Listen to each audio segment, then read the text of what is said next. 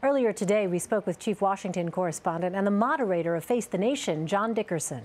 A lot of the conversation in Washington this week was centered around the president's rhetoric and specifically his tweets. And just this morning, he tweeted out a video that was edited to show him wrestling and punching a CNN logo. And I wonder, do you think, John, that there is an actual political consequence as a result of this kind of social media behavior?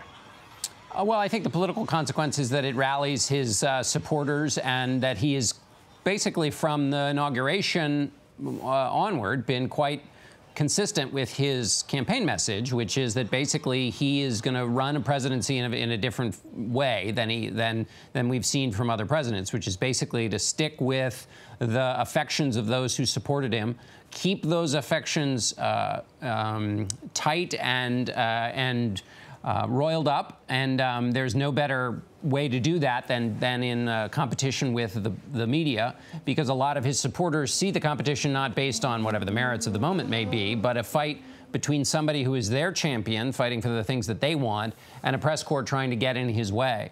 Back on health care, we know Majority Leader Mitch McConnell was forced to delay the health care vote because of Republican holdouts. So how might this play out when Congress returns from recess?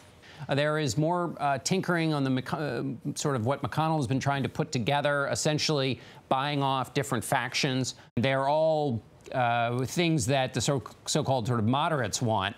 And the more you give to moderates, the more you lose conservatives, and vice versa. This has been the bedevilment of health care reform for Republicans in both the House and the Senate.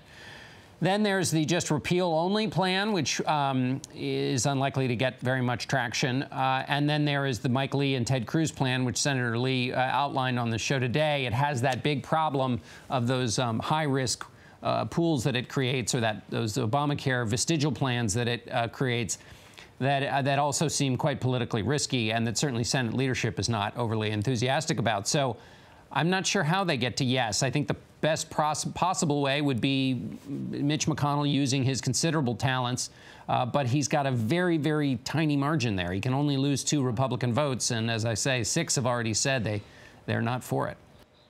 All right, John Dickerson, thanks.